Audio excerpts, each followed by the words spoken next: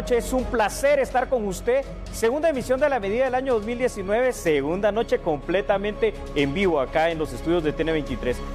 Después de saludarlo y agradecerle su sintonía, permítame saludar a mi compañera de fórmula, Sandy Monroy. ¿Cómo estás en esta noche? Muy bien, Julio, muy contenta de poder estar contigo y de poder compartir estos temas, el análisis de la noticia. Me encanta conocer los diferentes puntos de vista y recuerde que usted tiene la última palabra, formule su propia opinión. Hoy tenemos temas relacionados con la educación, por ejemplo.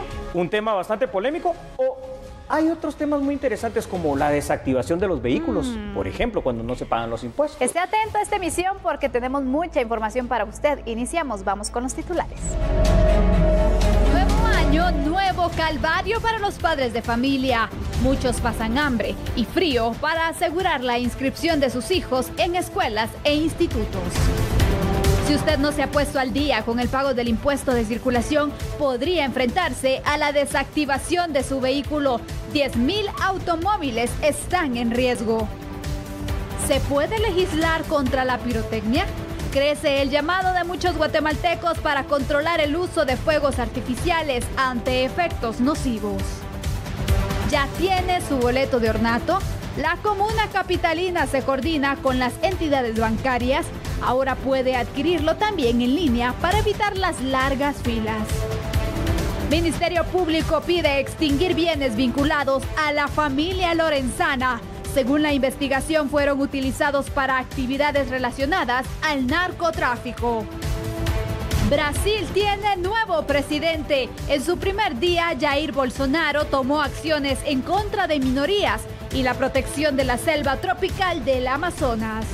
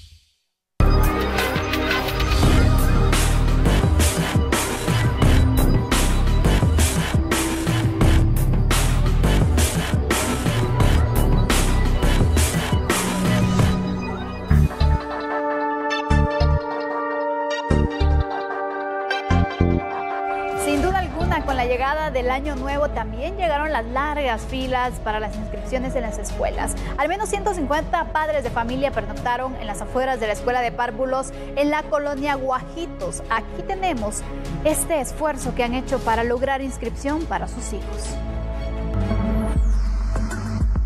Desde la 1 de la mañana del día de ayer. 1 de la mañana. ¿Qué les dijeron que tenían que traer hoy acá? FEDAD, copia, DPI y ¿qué? La tarjeta de salud. Usted como padre de familia, ¿cómo ve esta situación que pues tengan que venir a apartar los cupos para poder? Pues sinceramente no debería ser así, ¿verdad? Porque todos tenemos derecho a una educación, ¿no? ¿Va? Pero ahí sí que si uno no madruga se queda sin cupo, ¿va? Entonces los necesitados somos nosotros prácticamente para nuestros hijos, ¿no? ¿Cuántos niños van a inscribirse? Uno. ¿Cuántos niños van a inscribirse? Solo uno. ¿A qué grado? A prepárvulos. ¿Qué le parece que hacer cola para poder inscribirse? Pues toca por la necesidad de la educación de los patojos. Pues ni modo, tienen que hacerlo uno, ¿no? Si no, ¿quién lo va a hacer? ¿Cuántos hijos va a inscribir usted? Solo uno. Sí. ¿Qué grado va él? A prepa. ¿Prepa?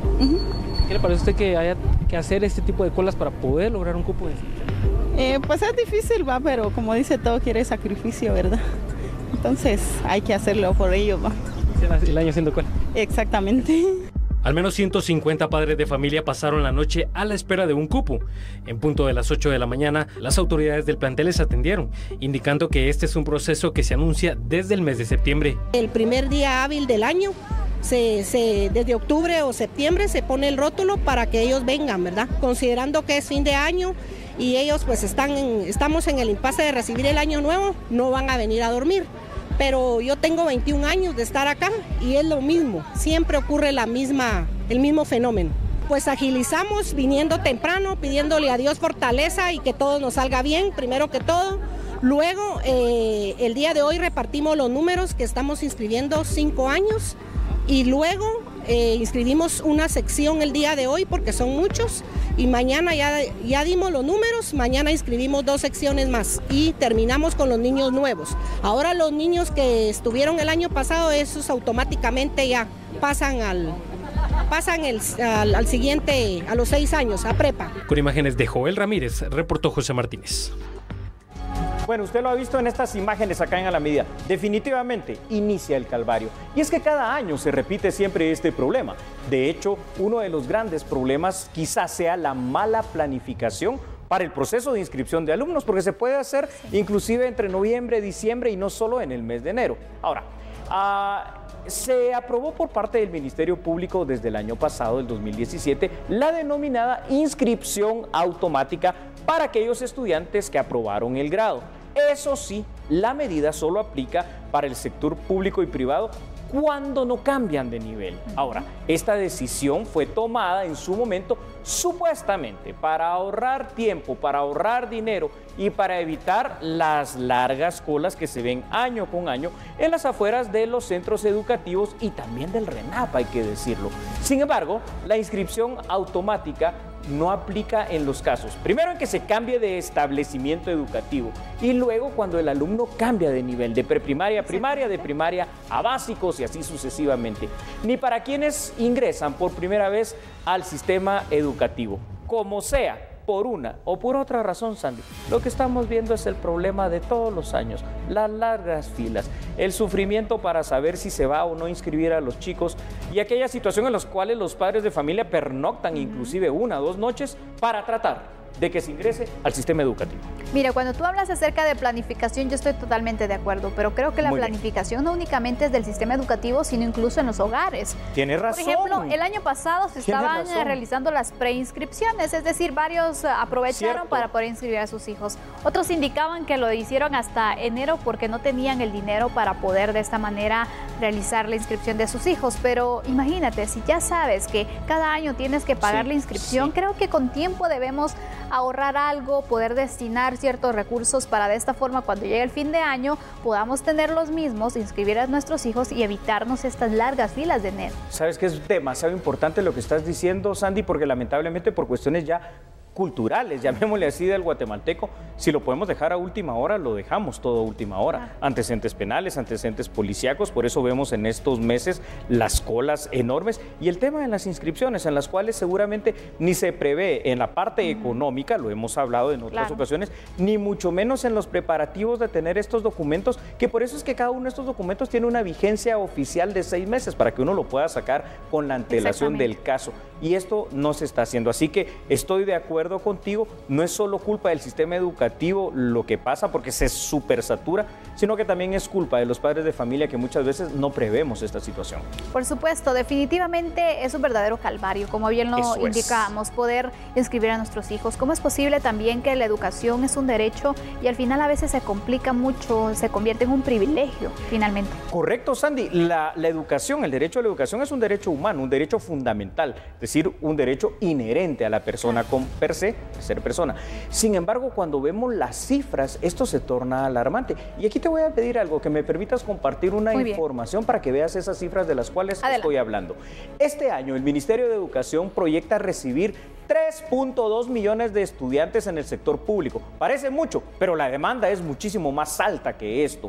Este 2019, el ciclo escolar, además, va a iniciar bastante pronto, porque el próximo lunes 7 de enero ya va a empezar de manera oficial y va a finalizar, según lo que se tiene planificado y programado, el 25 de octubre.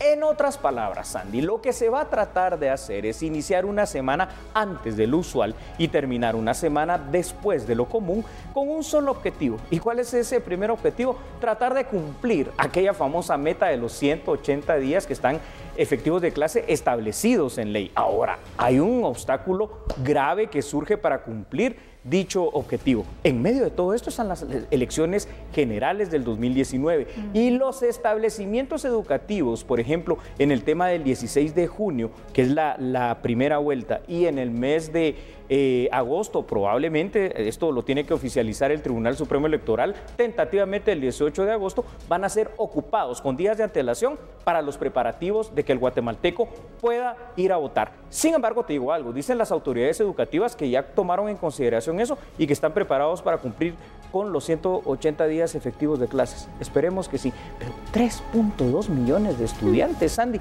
y todavía así hay mucha demanda más. Por supuesto, imagínate, en realidad cada año se tiene este incremento, Julio, porque nuevamente vemos entonces cómo hay varios niños que se incorporan al sistema educativo y no nos imaginamos o no proyectamos este crecimiento cuando en realidad las escuelas deberían de tomar cartas en el asunto, pero sobre todo las autoridades de educación, porque ellos son los que dan ciertas herramientas. ¿Cierto? Y tienen que ampliar entonces la cobertura y mejorar el servicio. En estas imágenes que estamos viendo en pantalla, precisamente de A la Medida, usted está viendo estas colas. Son imágenes, sí, aquí urbanas, precisamente, pero fíjate, Sandy, cómo es esta situación.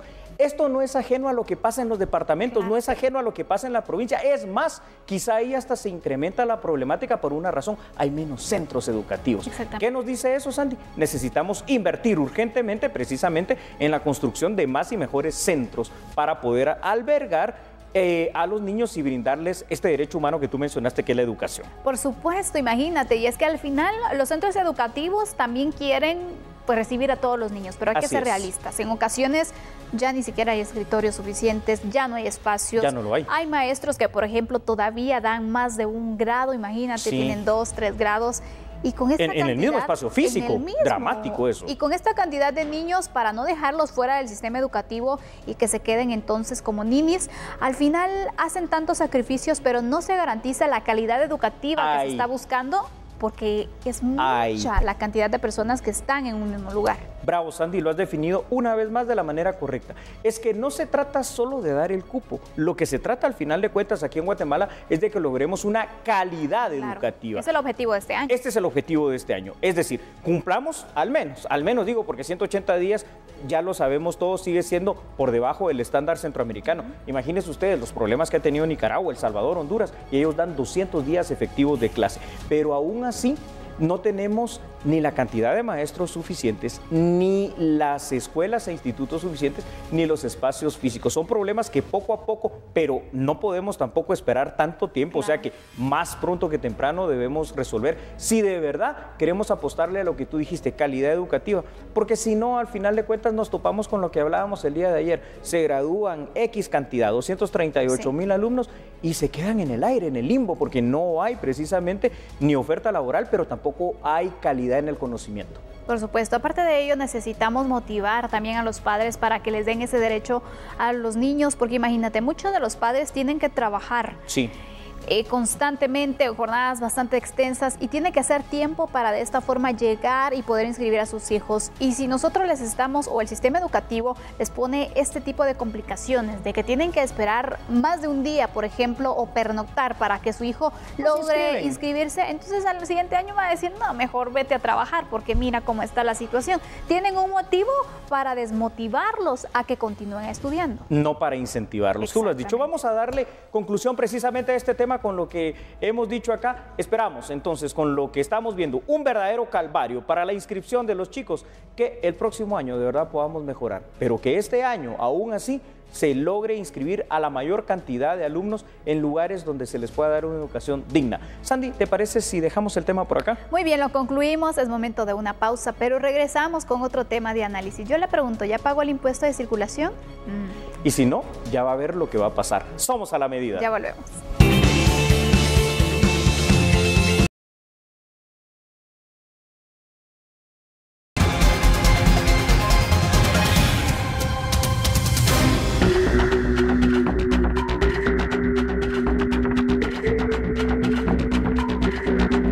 continuar con nosotros, preste atención porque en este año el número de vehículos inactivos podría elevarse. Así lo indicaron las autoridades de la Superintendencia de Administración Tributaria. Ellos recomiendan a los propietarios ponerse al día en el pago del impuesto de circulación para evitar inactivarlo. Por incumplir en el pago del impuesto de circulación de vehículos en un periodo de 3 años, cerca de 400,000 vehículos fueron inactivados. Para este año se estima que 10,000 se sumarán a dicha cifra. Sí, ahorita tenemos un total de cerquita de los 400,000 vehículos inhabilitados, ¿verdad? Y sea un buen porcentaje, un 10% se han ido poniendo a día, ¿verdad? Creemos que van a andar alrededor de unos 10,000 vehículos que podrían ser inhabilitados, pero como bien lo indicaba, es pagando como se puede poner habilitados los vehículos, así que los invitamos a los que están usando los vehículos, pues que hagan su pago. Vale la pena indicar que algunos de esos vehículos seguramente están en predios, están deshabilitados por X o Y razón, que es un proceso, pues Administración Tributaria va también a estar depurando en el proceso de los años. Del 1 de enero al 31 de julio arrancó el periodo para el pago de circulación de vehículos, sin mora o recargo. La SAT insta a propietarios omisos a ponerse al día. Sí, como todo impuesto tiene su normativa en cuanto a moras, ¿verdad? En este caso pues aplica lo que la ley mandata, ¿verdad? Para cumplir con los cumplimientos. Normalmente también está vinculados a algunos descuentos, entonces cada caso, en particular en este caso lo de vehículos, pues ya se le aplica en este caso lo que la normativa mandata. El 2018 cerró con un parque vehicular de 3,478,000 vehículos. De esa cifra, 1,8 millones son de tipo particular, 1,3 millones motocicletas y 291,696 comerciales. Bueno, y precisamente lo que hablábamos con Sandy, creo que como guatemaltecos tenemos que empezar a acostumbrarnos a tener mucho orden en todo ámbito y aspecto de nuestra vida. La desactivación de un vehículo ocurre precisamente por incumplir con el pago del impuesto de circulación de vehículos. Esto se da después de un periodo al menos de 3 años, es decir, al cuarto ya se lo van a desactivar, como cuando le cortan un servicio vital, agua, luz, teléfono o lo que sea. Si usted tiene alguna duda sobre los pagos posibles o sobre las deudas probables, lo que debe hacer es ingresar al portal de la Superintendencia de Administración Tributaria, www.sat.gov.gt. Esto para verificar el estado tributario de sus vehículos. Además, debe recordar que si tiene un vehículo que no usa, que se lo robaron o que es chatarra y está en un predio o cualquier otra situación, la mejor opción es inactivarlo de los registros de la SAT para que no esté generando deudas. Pero ojo, inactivarlo representa hacer un trámite y este trámite hay que hacerlo porque si no le van a seguir cobrando y usted no solo va a tener impuestos atrasados, la desactivación, sino que los pagos correspondientes de las multas y de los atrasos, ¿verdad?, correspondientes, Sandy. Tremendo, esto por supuesto, es el tema. Por supuesto, mira, al final yo creo que cada inicio de año nosotros lo que hacemos son nuestras metas, pero también deberíamos de hacer un listado de los gastos, los impuestos que tenemos que cumplir, por ejemplo porque nos dan varios meses durante el año para que nosotros podamos cumplir con el impuesto sobre circulación de vehículos y al final estamos esperando la famosa prórroga que en el Congreso ya nos malacostumbraron a que todos los años la dan, cuando tenemos suficiente tiempo para poderlo pagar. Mira, Sandy, lo que dices realmente cobra una relevancia singular porque nos dan 6 meses, nos están diciendo que desde el primer día hábil, que es hoy para el tema del Estado, pues ya podemos hacerlo, pero se podía hacer desde ayer si lo hace uno de forma electrónica a través del portal de la SAT. No hay excusas, así como no hay excusas para dejar de hacer cosas que son importantes. Claro. ¿Me permites explicar algo que es muy interesante? Fíjese que cuando usted vende un vehículo, por favor, no crea que con el simple hecho de llenar un endoso, todos conocemos el título de propiedad, donde firmamos, nos hacen una simple auténtica y hacemos el endoso, que ya hemos traspasado ese vehículo de manera legal a la otra persona. Esto no es así, es decir, esto sirve para comprobar que yo lo vendí y que yo lo compré también, ¿verdad?, para el que compra. Pero generalmente lo que no se hace ante la Superintendencia de Administración Tributaria es el traspaso del vehículo, es decir, que pase a nombre de la persona que lo adquirió. Y entonces es así como seguimos generando deudas que tal vez ya no son nuestras, porque esos vehículos ya no los tenemos en nuestra posesión, pero legalmente siguen a nuestro nombre. Y ojo, Sandy, porque este es el menor de los males, porque si pasa un incidente o un hecho delictivo, ¿a quién van a buscar? A la persona que aparece su nombre en el título de propiedad. Por supuesto, el que está dando la cara legalmente al final, el responsable. Así que es necesario ponernos al día porque luego estamos exigiendo, el estado de las carreteras, diferentes situaciones que está bien, porque obviamente necesitamos tener buenas condiciones, pero si no cumplimos nosotros con nuestros impuestos, entonces ¿de qué nos estamos quejando si no estamos contribuyendo? Definitivamente esto es así, es una cuestión, tú lo dijiste muy bien, me gustó la palabra, la definición es planificar. Así como tenemos muchos derechos, tenemos obligaciones que cumplir. Y si tenemos vehículo, del cualquiera que sea, tenemos la obligación de pagar, esa es nuestra obligación ciudadana, el impuesto de circulación. Ahora, pues la SAT ya tendrá la obligación de repartirlo y de que se utilice como debe ser. Por supuesto. ¿Hay otros datos que nos quieres compartir, ¿verdad? Sí, por favor, Sandy, claro que sí. Fíjate que según datos de lo que es la Superintendencia de Administración Tributaria, el parque vehicular que vamos a tener para este año 2018 va a ser superior a los 3.5 millones de vehículos. Es muchísimo, de 2019, perdone, mire cómo se confunde uno cada vez que cambia de año. Esta cifra incluye todos los vehículos, aquellos de 2, que han crecido muchísimo, ¿verdad? Las motocicletas, o de 4 ruedas. Pero también ha crecido el número de vehículos morosos, que equivalen ya a este punto a un aproximado del 15% de ese total de 3.5 millones, es decir, son muchísimos miles de vehículos. Y estos están en grave riesgo de ser dados de baja o ya no podrán circular dentro del territorio nacional. Además, Sandy, sabes que a lo largo del año siempre hay puestos de control, de registro, de la Policía Nacional Civil, de las policías municipales de tránsito, y si tú vas en un vehículo que no cumple con estas situaciones, que son las mínimas, como el pago de impuestos, encima de todo tendrás otra mora, te quitarán el vehículo e incurrirás en mayores gastos. Por supuesto, Julio. Mira, al final hay varios vehículos, tanto de 2 como de 4 ruedas, que tienen varios años de que no han pagado y que son los que están en riesgo, que podrían ser inactivos entonces en estos próximos meses. Correcto. Yo te digo, ¿qué puede hacer la SAT para poder recuperar, aunque sea algo de esa mora que se tiene de varios años? Esa es una pregunta muy interesante, porque sabes lo que se puede hacer y que ha sido muy exitoso en el caso de la SAT, precisamente en experiencia de aquellas personas que tienen mora, pero en el pago de impuestos. Hacen una especie, digamos, de amnistía en descuentos, lo has visto. Si paga durante este periodo, dan 15 días, un mes, va a tener un descuento de hasta X porcentaje. Si lo hace en el siguiente mes, un descuento menor, y si lo hace todavía en un tercer mes, como suele hacerse, un descuento de la mitad. Pero fíjate que eso que pudiera parecer malo, porque hasta puede parecer injusto si no ha pagado, que le hagan un descuento, a la larga para el Estado y para la SAT puede ser bueno, porque sí puede incentivar que muchas personas entonces se acerquen y pongan precisamente en orden esta situación de morosidad en el pago del impuesto de circulación, Sandy. Pero podría afectar, por ejemplo, si veo yo este tipo de situación, digo, bueno, me espera un tiempo, mejor voy a invertir ese dinero en otra cosa y me espero que nuevamente me perdonen entonces esa mora. ¿Estaría motivándolo? Claro que sí. Si lo hacemos solo de esa manera, estaríamos motivando algo que puede llegar a ser perverso en un parque vehicular tan grande. Por eso, creo que lo que se debe hacer, se podría pensar en esa especie de amnistía o de descuento, pero en una sola ocasión. ¿Por qué? Porque después lo que se debe hacer es cumplir simple y sencillamente con lo que dicta la norma y con lo que dicta la ley y reglamento de tránsito y obviamente las normas propias de la SAT. Si usted pagó, bueno, y si pagó un día después o años después, o se le inactiva o paga moras y paga multas, porque así es. Pero en el ínterin, para averiguar, tiene que haber control. Sandy, en este país lo único que se necesita es eso, poner orden y poner control. Y por eso es que en Estados Unidos y en Europa todos cumplen, porque saben que si no lo hacen las multas son bien altas, ¿verdad?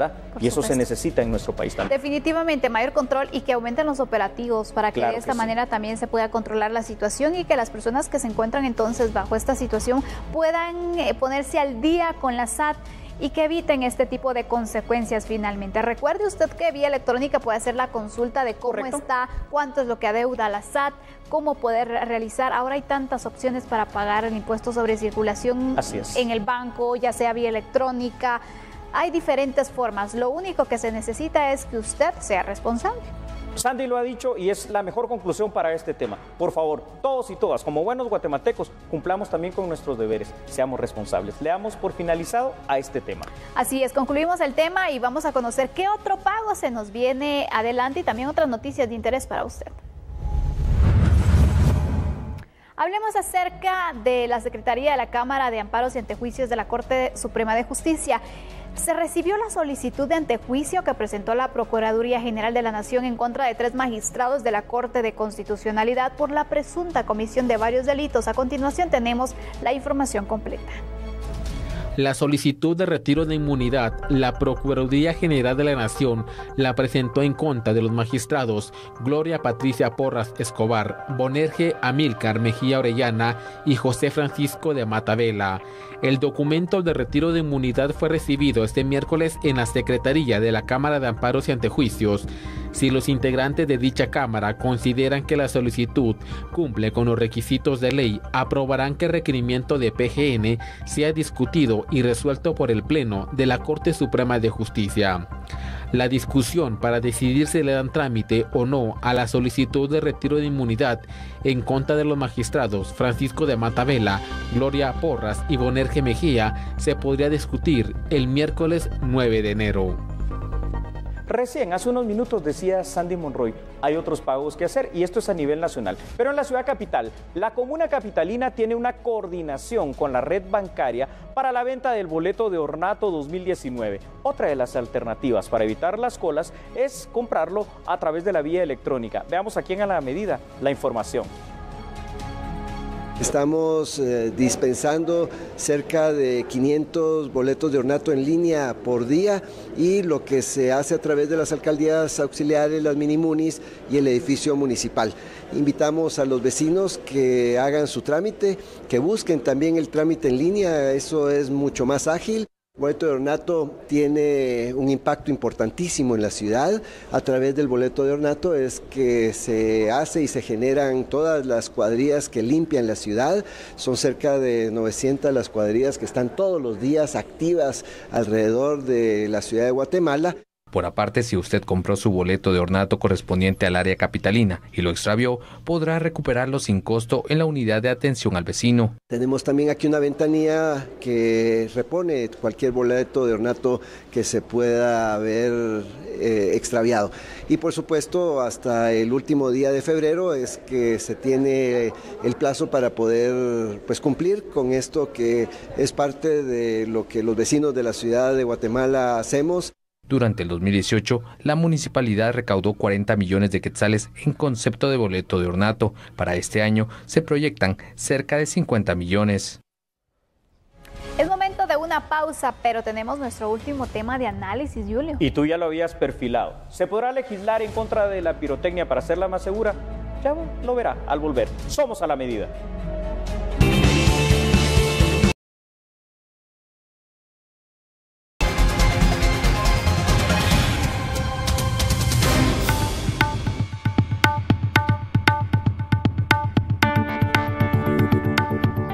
Presta atención a estas cifras. Al menos 30 menores resultaron con quemaduras por utilizar juegos pirotécnicos. Sumado a ello, se registraron más de 2 incendios producto también de esta situación. La pregunta es, ¿qué se debe hacer para reducir estos incidentes? Bueno, a continuación tenemos algunas alternativas y también opiniones al respecto.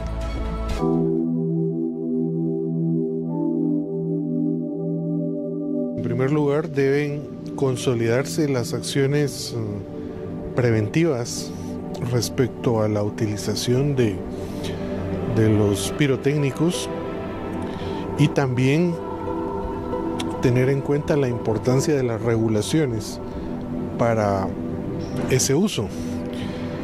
En otros países donde está estrictamente regulado el uso de pirotécnicos, pues se destinan áreas para que estos sean quemados, que contiene todas las medidas de seguridad para que los usuarios no se vean afectados. No necesariamente se plantea la prohibición de juegos pirotécnicos, sino el refuerzo de las medidas preventivas y sanciones para quienes incumplan la ley.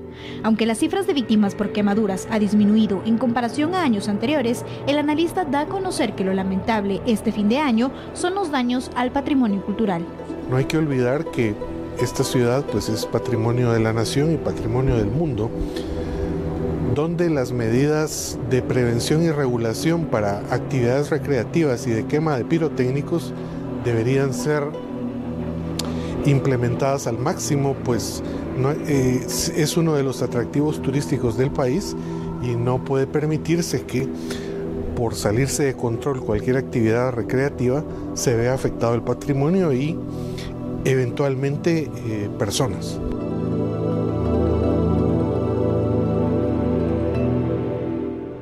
A ver, ¿recuerda usted que Sandy Monroy hizo una pregunta? ¿Se puede legislar contra la pirotecnia o se podrá legislar para mejor utilizar la pirotecnia? Acá vamos a hacer el análisis. Actualmente existen en la Cámara Baja Argentina, vamos a ver un poco de derecho comparado, un proyecto que pide la prohibición del uso y distribución de artículos de pirotecnia sonora. Además, también en Argentina, pero en la provincia de Mendoza, en ese mismo país está restringida completamente la venta de pirotecnia.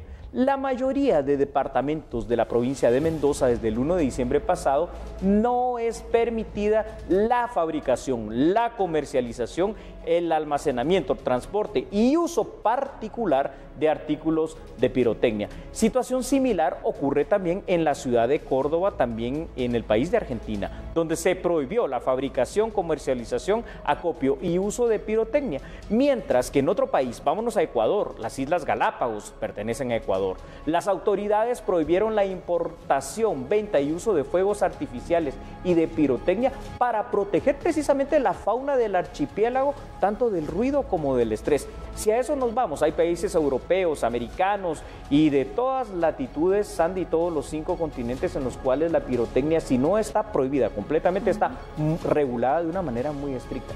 Aquí en Guatemala el único antecedente que tenemos es la prohibición, que sí está en lo legal, de utilizar los famosos silbadores, pero de ahí en más, pues mira, que son hasta los niños. Y los morteros también. Y los morteros, bien dicho, muchas gracias por el recordatorio, pero de ahí en más estamos muy débiles. ¿Sabes por qué?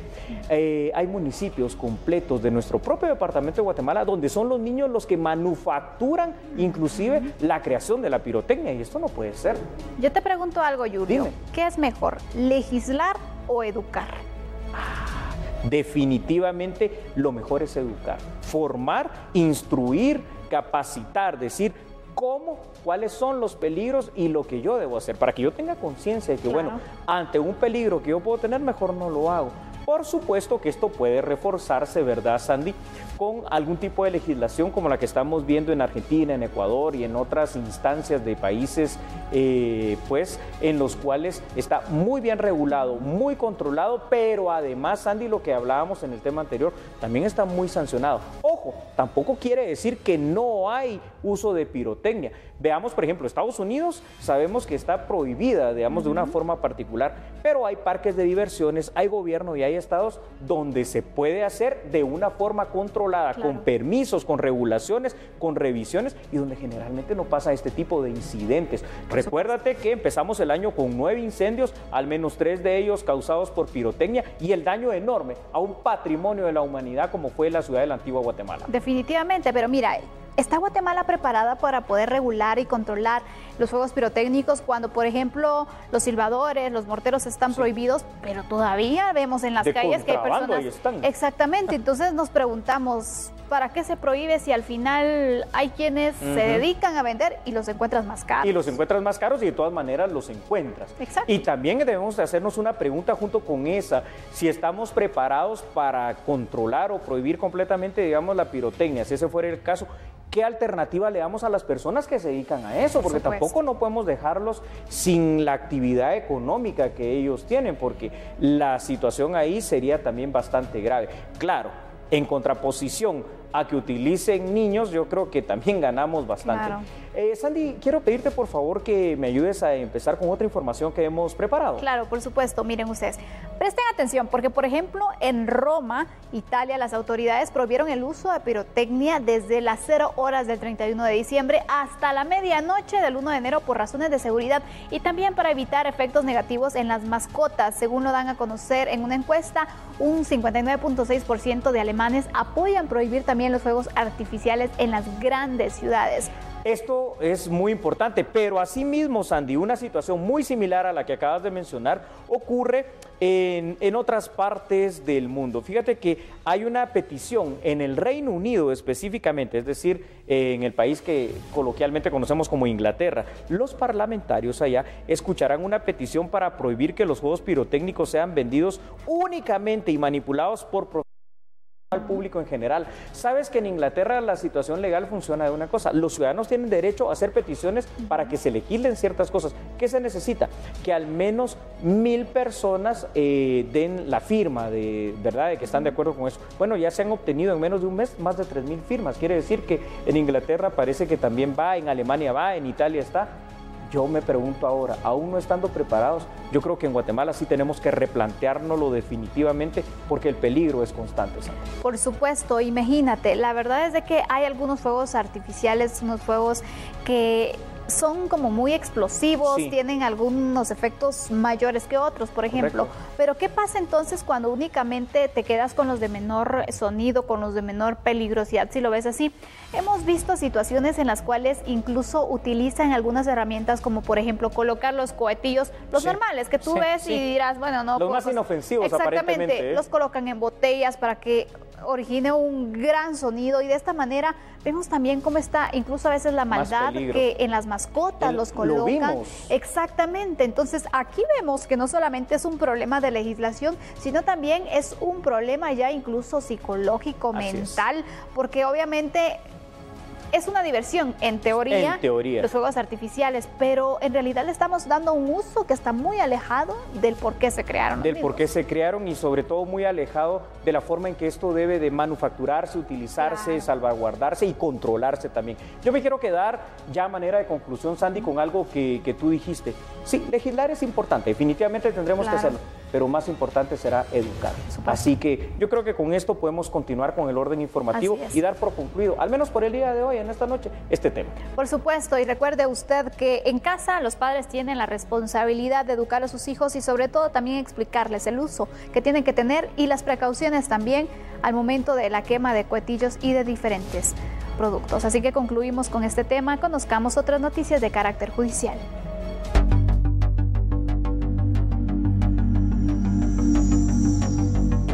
Nos trasladamos al Juzgado B de Mayor Riesgo, donde los abogados defensores piden que se rechace la solicitud del Ministerio Público de que sus patrocinados, algunos de estos fiscales asignados en Chiquimula, queden sujetos a una investigación penal por actos de corrupción en 10 procesos que detectó la Fiscalía de Asuntos Internos. Los indicados en este proceso penal escucharon la acusación e investigación que realizó la Fiscalía de Asuntos Internos del Ministerio Público. Según el fiscal del caso, se detectaron actos ilegales en 10 procesos, como la solicitud y entrega de 3,000 quetzales para archivar las denuncias o informar sobre órdenes de captura. En algunas carpetas se investigaban hechos de asesinato.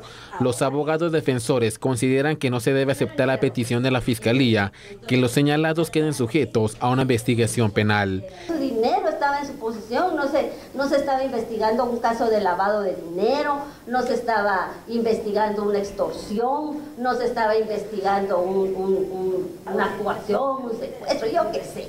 Algo que tuviera relación con el dinero, ¿verdad? Que pensar, este dinero es mal habido. ¿Por qué iban a pensar que era mal habido? Señor que vive allá, que dijo que su hija le mandaba de los Estados Unidos. Entonces también hay que ser coherente, ¿verdad? Hay que ser objetivo, hay que saber pensar cuando se hacen las diligencias de los allanamientos. Este jueves o viernes, el juez Miguel Ángel Gálvez analizará y resolverá si acepta o rechaza la petición del Ministerio Público que los indicados queden sujetos a una investigación penal y si podrían seguir en prisión preventiva. Bueno, mire, vamos a poner Bueno, y sigamos siempre en el ámbito informativo judicial. En el juzgado de extinción de dominio se inició a discutir a través de un juicio de finca una aeronave y unas armas de fuego que están vinculadas a la familia Lorenzana para que estos pasen a manos del Estado guatemalteco. Según la investigación del Ministerio Público, la propiedad y la aeronave fueron utilizadas para actividades relacionadas con el narcotráfico. Integrantes de la familia Lorenzana fueron condenados en tribunales de Estados Unidos en mayo del 2018 por actividades relacionadas con el comercio, tráfico y almacenamiento de drogas. Según la investigación de la Unidad de Extinción de Dominio del Ministerio Público, una finca ubicada en Izabal y registrada a nombre de Valdemar Lorenzana, donde se incautó una avioneta y armas de fuego, fueron utilizadas para actividades relacionadas con sustancias ilícitas. Todos del Registro General de la Propiedad, con lo cual se prueba que la finca, objeto de la presente acción de extinción de dominio, se encuentra registrada como propiedad de Valdemar Lorenzana Cordón. En la investigación se determinó que la avioneta encontrada en la finca en Izabal fue modificada, no tenía el asiento del copiloto. No cuenta con silla de copiloto ni de pasajeros, habiéndose notado modificación en la cabina de pasajeros, característica típica de aeronaves utilizadas para la comisión de ilícitos relacionados con narcotráfico. Los abogados defensores en sus argumentos del inicio del juicio señalaron que demostrarán que la investigación del Ministerio Público no es correcta. La jueza Isabel Guerra, con el diligenciamiento de las pruebas, resolverá si acepta o rechaza la petición de la Fiscalía que la finca, la aeronave y las armas de fuego pasen a manos del Estado guatemalteco. Con esta información nos vamos a una pausa, pero tenemos noticias internacionales. ¿Qué está pasando en Brasil, por ejemplo? Buena pregunta, así que quédese ahí, porque vamos, después de un corte comercial, a regresar acá en A la Medida.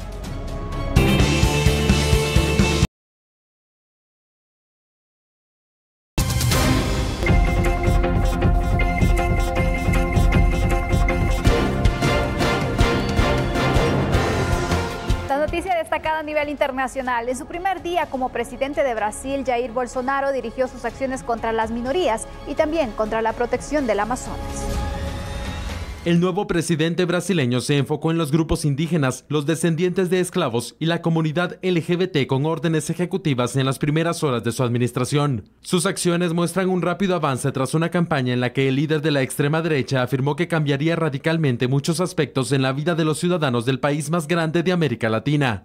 El primer día de Bolsonaro como presidente provocó una ola de optimismo en el mercado financiero de Brasil. El optimismo fue impulsado por las declaraciones de los nuevos ministros de Bolsonaro, que reforzaron su intención de privatizar las grandes empresas estatales. Además, el fabricante de armas más grande de Brasil se ha beneficiado de los planes de Bolsonaro para relajar los controles de armas. Uno de sus primeros movimientos fue favorable para sus aliados en la agroindustria. Bolsonaro transfirió la responsabilidad de delimitar territorios indígenas del Ministerio de Justicia al Ministerio de Agricultura. La nueva ministra de Agricultura es parte del Comité de Agronegocios y se ha opuesto a las solicitudes de comunidades indígenas. Bolsonaro también ordenó que el nuevo Ministerio de Derechos Humanos deje de considerar y trabajar en los problemas que aquejan a la comunidad LGBT. La nueva ministra de Derechos Humanos, una pastora evangélica, no habló sobre la comunidad LGBT en su primer discurso. Bolsonaro también sostuvo una reunión con el secretario de Estado estadounidense Mike Pompeo.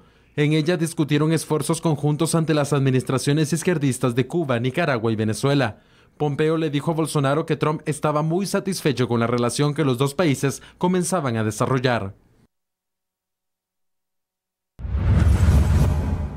Bueno, regresemos al ámbito nacional. Este 4 de enero el Congreso de la República iniciará nuevamente las labores, donde se prevé que los congresistas retomen temas que quedaron pendientes del año 2018.